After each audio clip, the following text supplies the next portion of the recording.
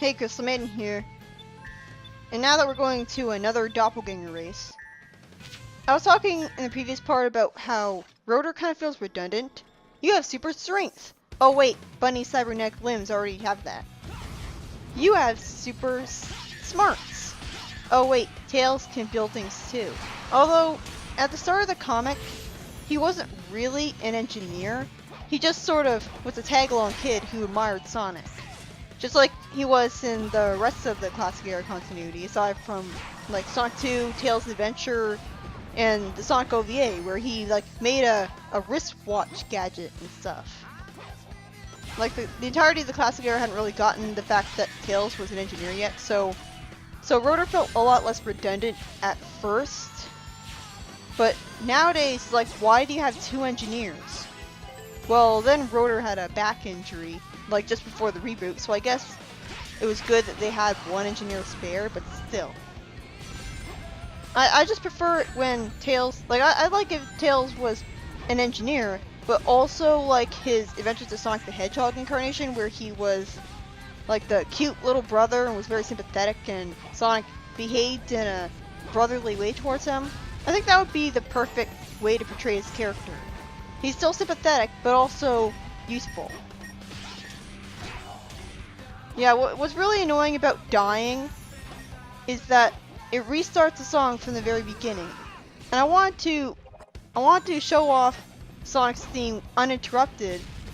Thankfully, the level's long enough that it still ends up playing all the way through, though. Don't really like the voice clips for Scourge. Like, it doesn't sound anything like Sonic's voice, even though he's Sonic's evil twin. It sounds deeper and weird. So I like to try to have the Jason Griffith voice clip mod, but I have to have it higher priority for it to work.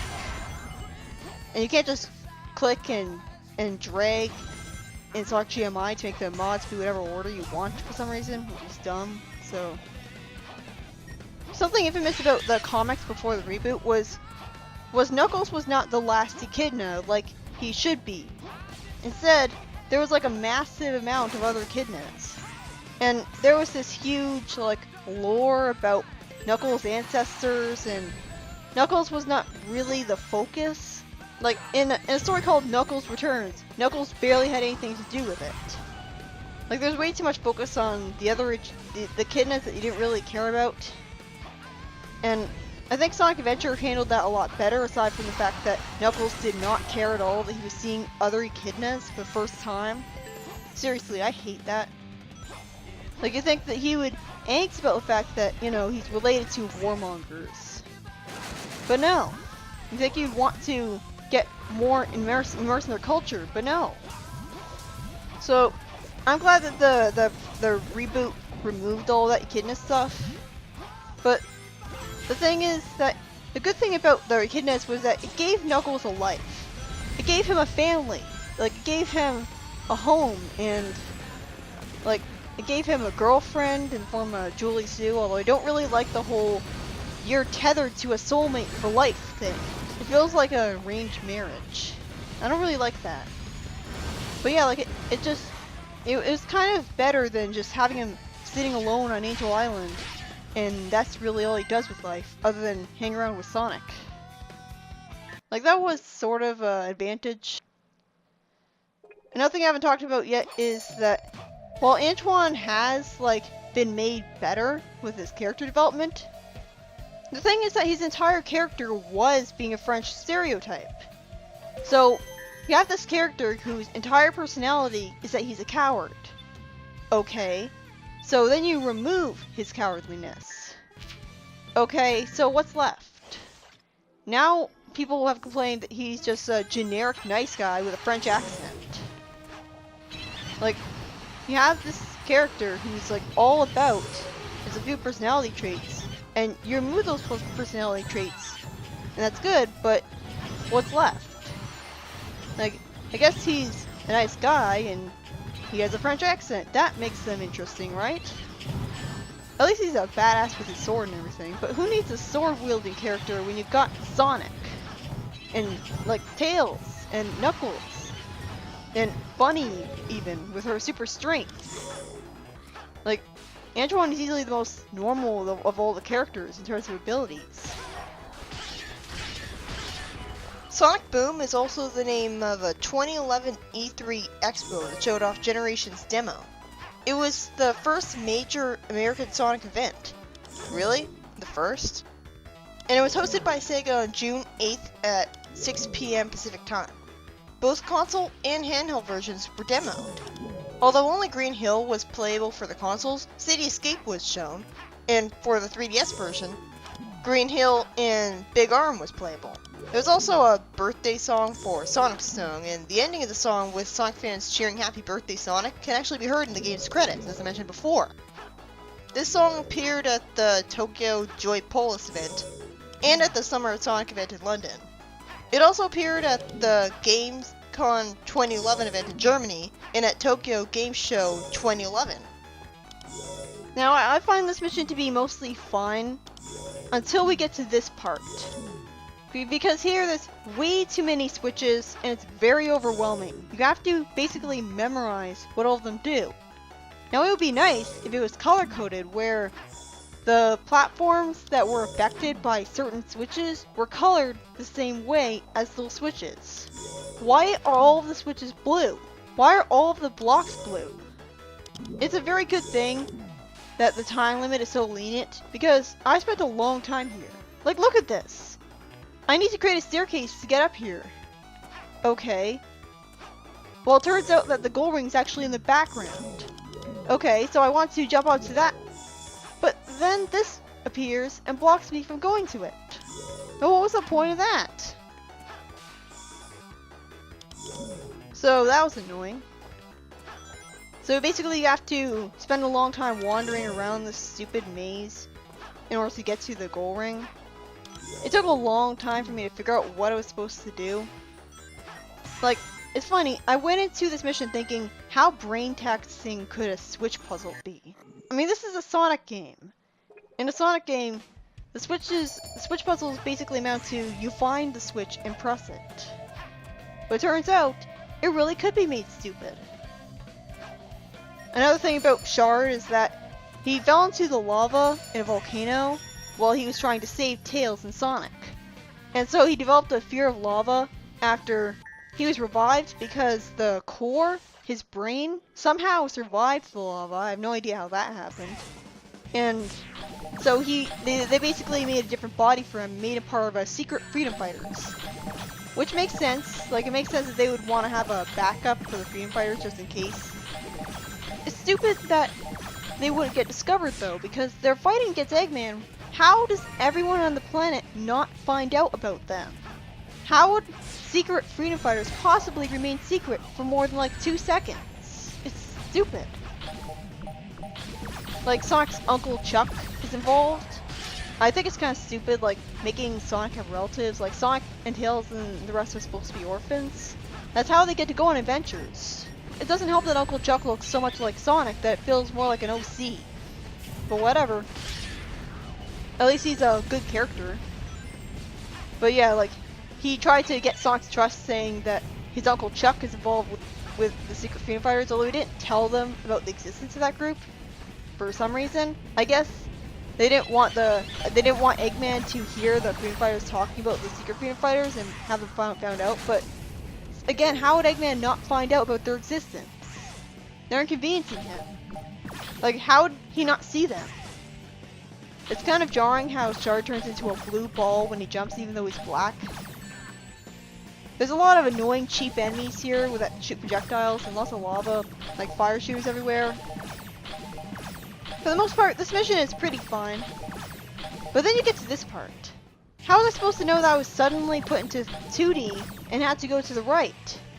The thing is that the camera isn't panned out enough here, so you have no way of knowing that you're supposed to go up. How was I supposed to know that I had to go up? I mean, well, looking at it now, I can see a green arrow pointing up. But I wasn't focusing on that because I was too busy focusing on the fact that I can only be in the cannon for a limited amount of time. So I have to keep shooting back and forth. There's a gap between those spike balls, so you can't blame me for thinking that I had to go between that gap. It's misleading. I mean, I like this mission in general. Like, I like the challenge of taking advantage of the cannons, going through them in a specific path to win. It kind of makes me think of like the Unleashed DLC levels that were like insanely hard. Whoa, that is scary. There's a reason that I deleted the title image for Classic Tales. I mean, look at this. I mean, you'd think that they would have noticed that this looks creepy, and maybe they should not like put this in the mod. He's really cute though, like when he runs. I think I showed this off in the main playthrough as well. This is basically Classic Tales. And he's really cute looking. Can't fly though, which is kind of disappointing. Thankfully, the physics of the goalposts are nothing like the physics of like moving the goalposts around in Sonic 3 Knuckles. Like, you don't have to attack it from the left side to make sure that it goes to the right. It's a lot more lenient than you'd think. Like, if it hits the ground, you won't immediately fail the mission. Which is good because the level design is not properly designed around this kind of thing. Like, there's lots of times where there's a ceiling that's way too low, and so you're guaranteed to have it hit it. And like right here, I can't jump high enough to reach the goalpost. So it's a really good thing that it just takes away progressively more of your time when it lands, rather than failing you immediately. Like, it's pretty forgiving in that sense. But it is pretty tedious. Like, it's a creative concept. Like, I'm sure a lot of people playing Sonic 3 Knuckles kind of dreamed of something like this. But yeah. Sonic Adventure 2 has lots of unused voice clips, often in Japanese or SE2 the prequel. Many scenes have cut lines. Like, Sonic right before seeing Shadow for the first time is cut off from saying ass, saying those robots are a total pain in the... It's censored, of course, because it's cut off. When Knuckles and Rouge first meet, Knuckles said originally, "Hey, are you listening to me?" And Rouge replied, "I'm not listening." The scene where Sonic got sent into space in the capsule was originally less well constructed because Eggman wastes the time to be smug and boastful, saying something instead of immediately trapping Sonic. And, like, Tails, he sounds really whiny, like saying, "It's not fair, Eggman." Exclusive to the Japanese version, instead of wondering out loud what it's like on Earth, making it clear that Maria had never been there before, Maria says, "Shadow, you sure like looking at Earth." That line makes a lot more sense. And I'm going to be talking a lot about the translations of SA1 and 2, what they originally basically said. Like, I'm going to do that later though.